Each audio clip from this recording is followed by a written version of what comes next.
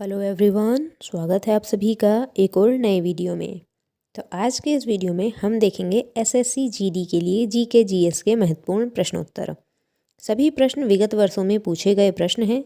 यह वीडियो आप सभी की एसएससी जीडी परीक्षा के लिए महत्वपूर्ण रहने वाली है, तो वीडियो के अंत तक बने रहें। और यदि चैनल पर नए हों तो चैनल को सब्सक्राइब जरूर कर लें। तो चलिए वीडियो को शुरू करते हैं। प्रश्न है, बच्चों में विटामिन डी की कमी से होने वाली बीमारी का नाम क्या है? बच्चों में विटामिन डी की कमी से होने वाली बीमारी का नाम क्या है? तो प्रश्न का उत्तर है option number C, rickets. Option number C, rickets. Option number C. Next है, कंपनी अधिनियम डैश कंपनियों से संबंधित कानून को समेकित और संशोधित करने के लिए एक अधिनियम है। तो 2013। Option number A. कंपनी अधिनियम 2013 कंपनियों से संबंधित कानून को समेकित और संशोधित करने के लिए एक अधिनियम है। तो प्रश्न का राइट आंसर है option number A. Option number A, 2013। Next है,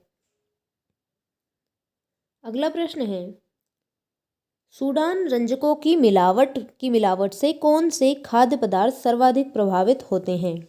तो प्रश्न का उत्तर है hot paprika. Option number B, hot paprika.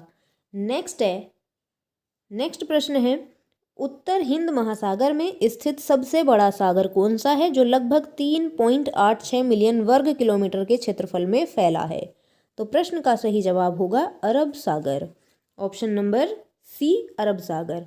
उत्तर हिंद सागर में स्थित सबसे बड़ा सागर अरब सागर है, जो कि लगभग 3.86 मिलियन वर्ग किलोमीटर के क्षेत्रफल में फैला हुआ है। ऑप्शन नंबर सी प्रश्न का राइट आंसर है अरब सागर। नेक्स्ट है, वित्त आयोग का गठन किस अनुच्छेद के तहत किया जाता है? वित्त आयोग का गठन किस अनुच्छेद के तहत किया जाता है? तो प्रश्न का आंसर होगा ऑप्शन नंबर डी, 280। वित्त आयोग का गठन अनुच्छेद 280 के तहत किया जाता है। ऑप्शन नंबर डी, अनुच्छेद 280। नेक्स्ट है, भारत में सेना दिवस कब मनाया जाता है? भारत में सेना दिवस मनाया जाता है 15 जनवरी को। Option number A. भारत में सेना दिवस 15 जनवरी को मनाया जाता है। ऑप्शन नंबर ए प्रश्न का सही जवाब है 15 जनवरी। अगला प्रश्न है, समतल दर्पण द्वारा प्रतिबिंब किस प्रकार बनता है? समतल दर्पण द्वारा प्रतिबिंब किस प्रकार बनता है? तो यह बनता है आभासी और सीधा। आभासी और सीधा। Option number A. Option number A प्रश्न का राइट आंसर है आभासी और सीधा।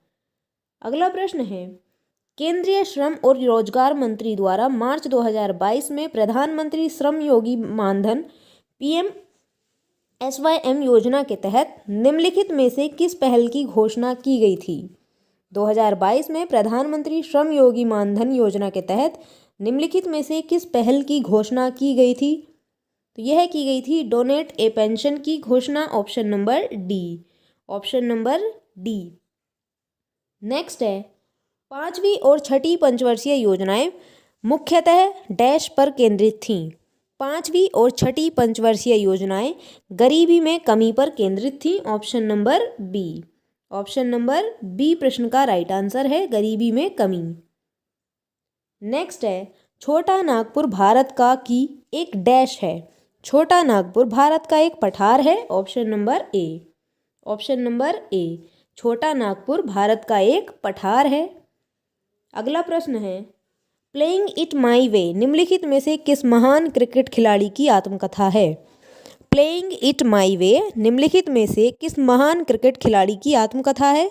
तो प्रश्न का आंसर है Sachin Tendulkar. Option number A, Sachin Tendulkar. Playing it my way by Sachin Tendulkar.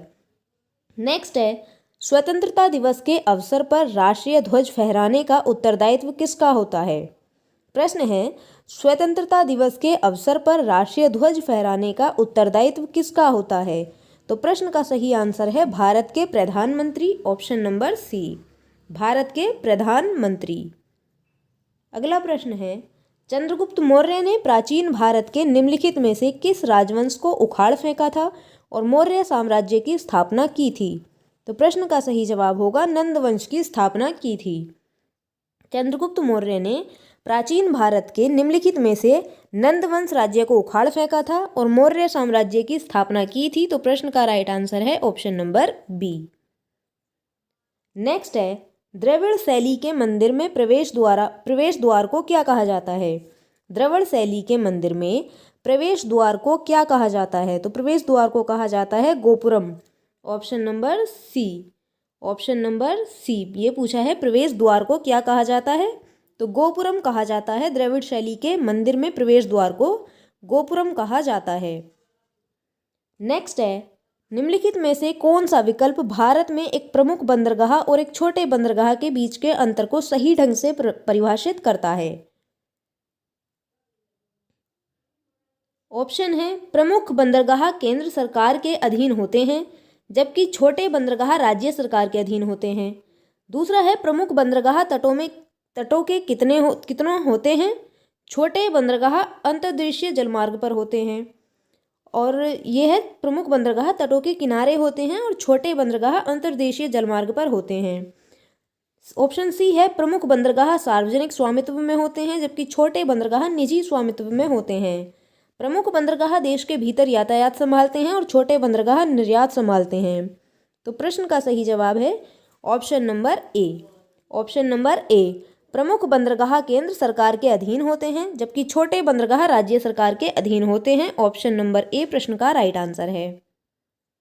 Next है, पंडित राम नारायण पंडित राम नारायण एक सारंगी वादक हैं। Option number B. Option number B, Pandit Ram Narayan एक सारंगी वादक हैं।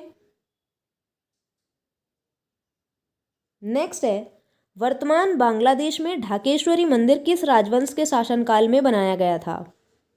प्रश्न है, वर्तमान बांग्लादेश में ढाकेश्वरी मंदिर किस राजवंश के शासनकाल में बनाया गया था? तो प्रश्न का सही जवाब होगा Sen. Option number A. Option number A. Next है, आत्मकथाओं और उनके संबंधित लेखकों के गलत युग्म का चयन कीजिए। गलत युग्म का चयन कीजिए। पहले अभी देखा था playing it my way. Playing it my way के जो लेखक हैं, जो यह आत्मकथा है सचिन तेंदुलकर की है, ना कि MS धोनी की। तो प्रश्न का राइट आंसर हो जाएगा option number A. Option number A. बाकी विंग्स ऑफ फायर है डॉक्टर APJ अब्दुल कलाम द्वारा, और मून वॉक है माइकल जैक्सन की आत्मकथा, और ड्रीम्स ऑफ माई फादर है बराक ओबामा की आत्मकथा। नेक्स्ट है, बराकर नदी निम्न में से किसकी सहायक नदी है? बराकर नदी निम्न में से किसकी सहायक नदी है? तो दामोदर नदी की सहायक नदी है। Option number D. Option number D. Next है, कलामंडलम कल्याणी कुट्टी अम्मा निम्नलिखित में से किस नृत्य शैली से संबंधित हैं? कलामंडलम कल्याणी कुट्टी अम्मा निम्नलिखित में से किस नृत्य शैली से संबंधित हैं? यह संबंधित है मोहिनी अट्टम से। मोहिनी अट्टम से संबंधित हैं। ऑप्शन नंबर बी प्रश्न का सही जवाब है।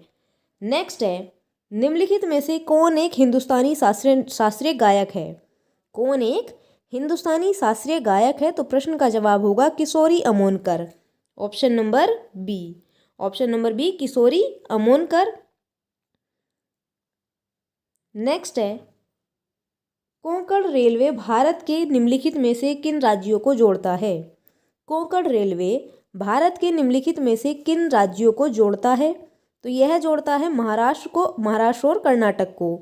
ऑप्शन नंबर डी, महाराष्ट्र और कर्नाटक प्रश्न का राइट आंसर है, महाराष्ट्र और कर्नाटक। नेक्स्ट है, टूथपेस्ट में कौन से डिटर्जेंट का भी इस्तेमाल किया जाता है? टूथपेस्ट में कौन से डिटर्जेंट का इस्तेमाल किया जाता है? तो प्रश्न का सही जवाब होगा anionic detergent. Option number B. Option number B प्रश्न का राइट आंसर होगा एनाइनिक डिटर्जेंट। नेक्स्ट है, औरंगाबाद स्थित बीबी का मकबरा के बारे में निम्नलिखित में से कौन सा कथन गलत है? प्रश्न है, औरंगाबाद स्थित बीबी का मकबरा के बारे में निम्नलिखित में से कौन सा कथन गलत है? ऑप्शन है, यह पूरी तरह से संगमरमर से बना है, या फिर यह अपने समान डिज़ाइनों के कारण ताजमहल की नकल है, या फिर इसे मुगल बादशाह आजम शाह ने बनवाया था, या फिर यह औरंगजेब की पत्नी राबिया उद दुर्रानी की कब्रगाह है। तो प्रश्न का सही जवाब जो होगा वह होगा ऑप्शन नंबर ए। यह पूरी तरह से संगमरमर से बना है, यह कथन गलत है। तो प्रश्न का सही आंसर होगा option number A. Option number A. Next है, बैडमिंटन में जब किसी रैली को बिना किसी पॉइंट के रोक दिया जाता है तो उसे डैश कहा जाता है। बैडमिंटन में जब किसी रैली को बिना किसी पॉइंट के रोक दिया जाता है तो उसे डैश कहा जाता है। ऑप्शन है पास, स्मैश, सर्व या फिर लेट।